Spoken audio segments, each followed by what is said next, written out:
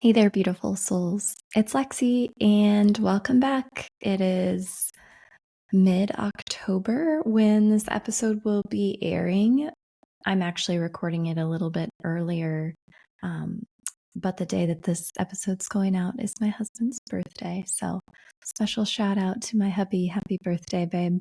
I know you listen to this podcast. You're my biggest fan and also provide all kinds of feedback for me. So, I appreciate you and wanted you to hear that.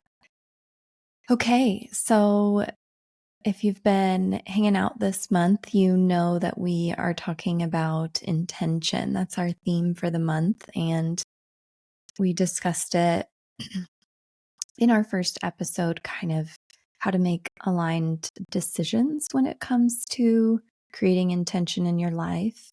And I specifically got into just the fact that we are bombarded on a daily basis with the opportunity to make decisions and to go down different paths and rabbit holes. And yeah, I just really shared how I feel like it's important that we try to tune out the noise and listen in a little bit more closely to what it is that aligns with our intuition and our soul's purpose before making quick decisions. And then in the following episode, I talked with Fallon, and she shared how to create more intention in your workplace, specifically if you live in or you work in a toxic environment.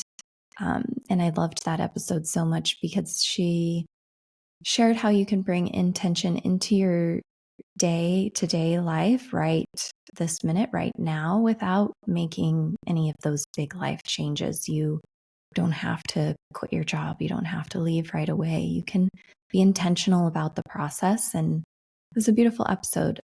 So go back previous to this and listen in if you feel like any of that aligned with you. And coming up, we're going to talk about intention with finances and intention with setting boundaries. So there's just so much that we can get into with intention. I feel like it comes very much into play, like how we talk about being present more often and living in the moment, and that the now is what we have, and so we ought to enjoy it, right? But I think that what we sometimes forget to talk about is the actual intention that we're setting every day, the intention that we have behind our decisions, behind our actions every day. And intention can very much play into presence and give you that. So I'm going to talk a little bit more about it today, specifically how to be more intentional with your time. This is something that I am constantly learning, and especially as what I like to say, a recovering perfectionist, I think that being intentional can sometimes be challenging for me because I always have a to-do list. I always have things in my mind that need to get done. I'm a very heady person. I'm always thinking and analyzing and questioning. And so sometimes, it's very hard to be present. And so setting that intention on a daily basis that, these are the things that are actually important that need to get done is helpful, because then I can kind of push past those other tendencies, those perfectionist tendencies where the list is actually extremely long. And again, I'm like, my husband, I know you're listening, and he very much will call me out if it's like I'm getting too much in my head and I'm too much in the to-do list and I'm buzzing around like a busy bee trying to get everything done and just totally not even there. I'm there physically, but not even really present. So, coming back to this idea of setting an intention for the day, for the week, for the month, the quarter, the year, even, and trying to really practice it every day to be able to be more aware of my time and how it's spent, and be more present and let go of some perfectionist tendencies and just really, be there. So that's what we're going to talk about. And I also did a reading this morning, knowing that this was the episode I wanted to record. And so I did ask my guides, what kind of wisdom I can share for the community, for listeners, my listeners, our listeners, you. Thanks for being here, about creating more intention. And as always, the cards were so in alignment with the time that we're in and what I feel like I personally needed to hear, but also what I think can resonate with a lot of people right now as we head into the holidays and as we head into winter time. So naturally, this is a time of slowing down, we would hope, but for those that are perfectionists like me, it can also be a time of like hosting and trying to get things ready and planning and looking forward to those moments, which, I really enjoy. I enjoy hosting. I enjoy having family over and cooking meals and everything, but it can become stressful. It can become too much. I think anybody that hosts, even those who are not perfectionists, can agree that it is a lot of work. But as we head into this season, as we head into winter, it is a time to slow down, even in feng shui. As we look at this time of the year, this is like the time of harvest. It's the time to slow down and enjoy the fruits of your labor. It's a time that we head into a more internal energy versus like a fiery, summery, outward energy. So this is your friendly reminder that, we're mid-October, heading into winter, heading into holidays, and it's time to slow down a little bit. It's time to be more intentional with how you spend each day and really be present and enjoy those moments with your family, with your friends, as you host. Just don't worry so much. Give yourself some grace and enjoy it. So I pulled these cards, and I pulled two cards. So the first card I asked was, what can our listeners have less of as we, are trying to be more intentional right now? And what can our listeners have more of? And so the first card, and I pulled from an oracle deck. It's by Kim Kranz, and I might be mispronouncing her name, but she has the Wild Unknown decks, and they're beautiful. So this is her alchemy guidebook. And the first card, the less, is a card that, is a tree, and it has this very upward energy. There's a triangle in it, which if you're one of those feng shui people, that's like the fire symbol. So the card actually represents spring. So what we can have less of is spring. And just from my own personal knowledge in my feng shui training, I know that spring is this very upward energy. It's a yang wood. So it's, growing, bulbs bursting from the soil, trees blooming, like everything is active. There's a lot of energy. There's a lot of things coming to bloom. And it's very much a time of growth and what's next energy.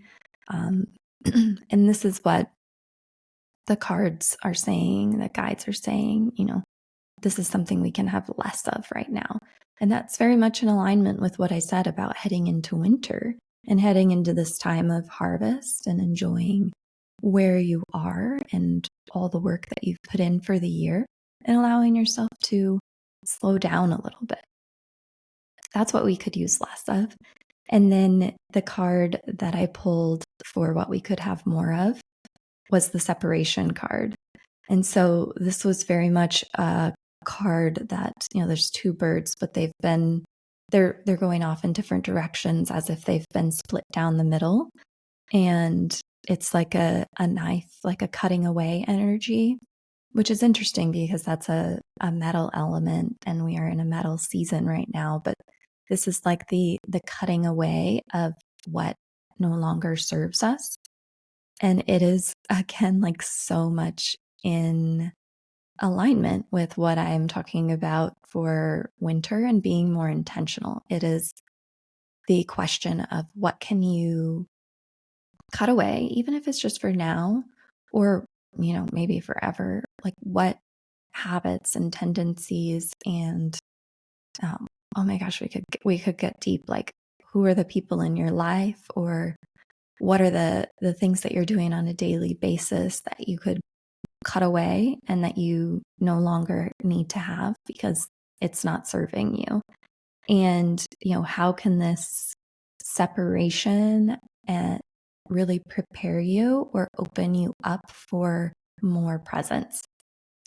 Like letting go. It's very much a card of letting go so that we can really pull apart and be more in alignment with our higher self and with the day to day.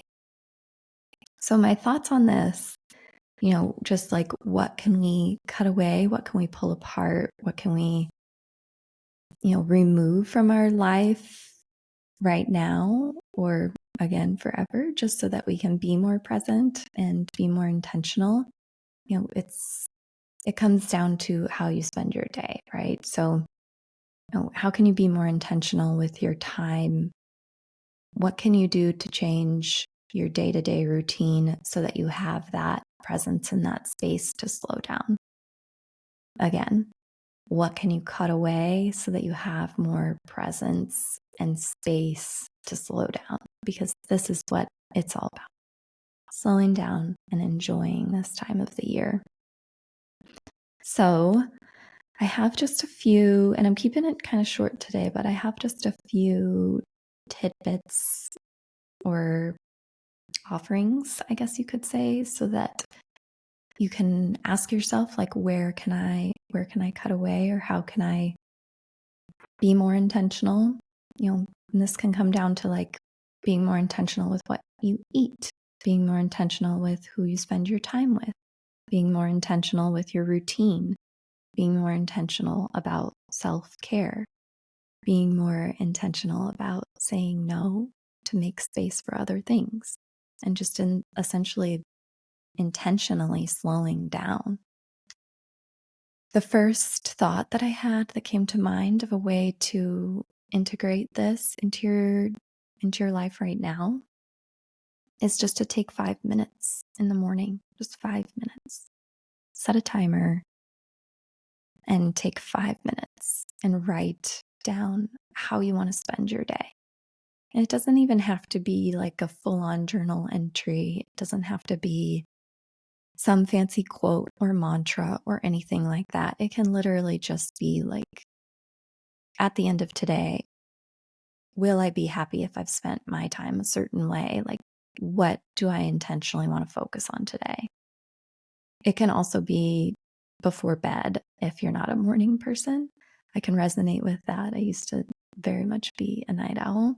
And 5 minutes before bed of literally setting the intention for the next day, and put it by your phone so that when you wake up, you see that you wrote this down and you know that this is what you set the intention for that day. It could be, I want to wake up and feed myself a healthy breakfast this morning and get in a 15-minute walk or 30 minutes of exercise. And then instead of moving quickly around the kitchen, I'm going to sit with my kids while they eat breakfast and put my phone down before they go to school, something like that. It can be, today I am going to close my email for a certain amount of hours so that I can actually get things done and feel at the end of the day that I was productive and I was intentional with how I spent my time. And I didn't give my time to all of these other people.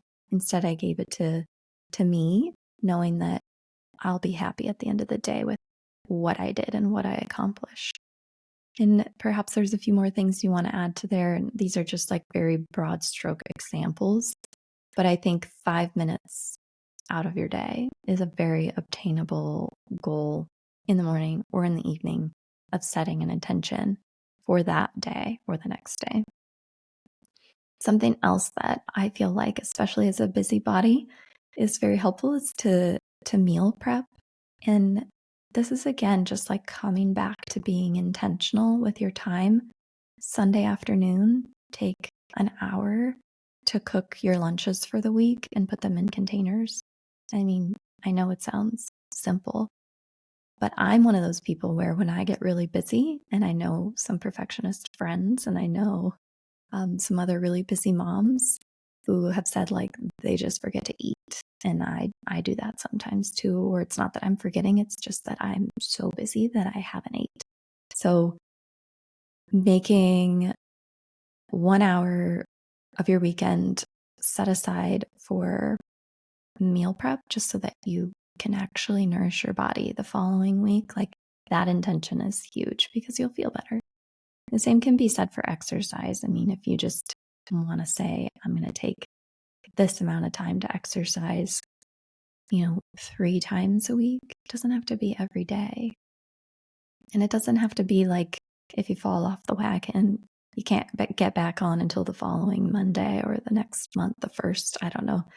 I feel like a lot of people do that. I've been that way in the past, of course. This has all been a learning experience for me. Okay, so reserve self-care time. This goes very much into the exercise piece, but this can also just be like a bath. Again, the 5 minutes, if you want to turn it into 15 minutes, that way you can also do a morning stretch or your, morning skincare routine or your evening skincare routine, just allowing yourself that time and then setting the expectation with others who maybe need to give you that space. Moms, hi. Yeah, we need that time. And we have to ask for that time, right? This self-care time also, it can happen daily, but if you want more self-care time and you have trouble being intentional and setting that time for yourself, it could be a matter of, setting aside one Sunday per month or one Friday morning if you have a flexible schedule. Just giving yourself one day a month where it's like you're going to go to your favorite yoga class and get a smoothie and maybe go get a pedicure. Like, beautiful, much needed. Or go to the park, read a book, something like that, whatever it is for you that aligns with you. A big thing that follows that and that we need to do and able to make this happen is to say no. So being more intentional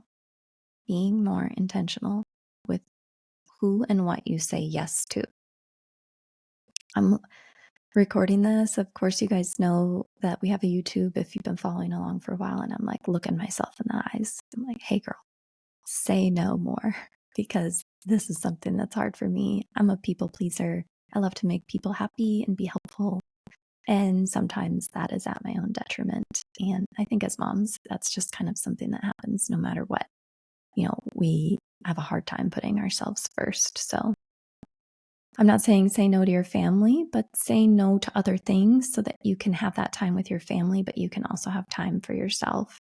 Saying no is huge, and it is definitely a learning curve for sure. So practice it. And then just a couple more things. Put your phone away at home. Just put your phone down. Put it in a different room and then walk away and give your kids intentional time. This episode again, it comes back to being intentional with your time. And there are so many distractions and things that take away from our time.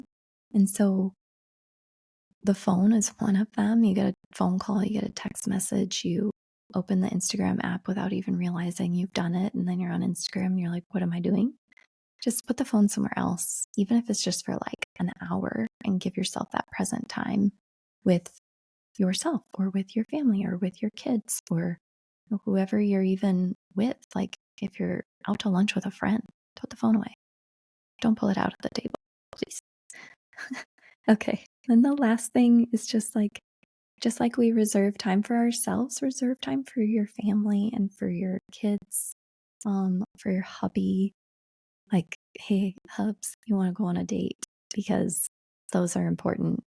I think I might have said this in an episode before, but I had a friend who told me that her and her husband do stay-at-home date nights every Friday night. And I was like, mind blown. That's brilliant, because getting babysitters is hard. So, it doesn't happen every week for us because we are busy people and we're human.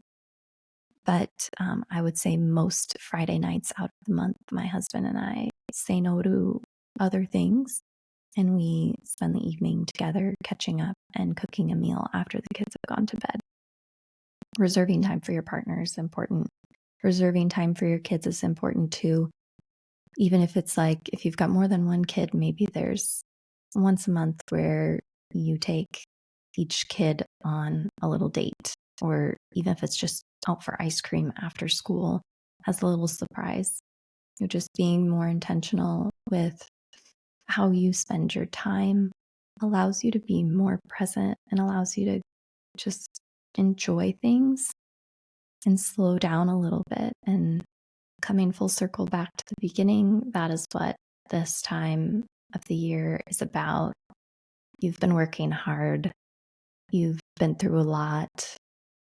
This is kind of how things go. We operate so much in the what's next mindset all of the time that we are missing out on the moments that are right in front of us. So how can you slow down? How can you say no? How can you be more intentional? What intentions can you set to have that time and enjoy where you're at right now? And yeah, that's what I have. And I'm going to be intentional here with you guys. I didn't want to record an extra long episode. I know you all are busy and you have to be intentional too. I appreciate that you are spending time with us, with me, listening to this podcast. I appreciate the time you take out of your day to write us messages and DMs and say how you have benefited from our episodes or from following along, or just even the relatability, even if you're not gaining a whole lot more than just the fact that this is just a normal part of life.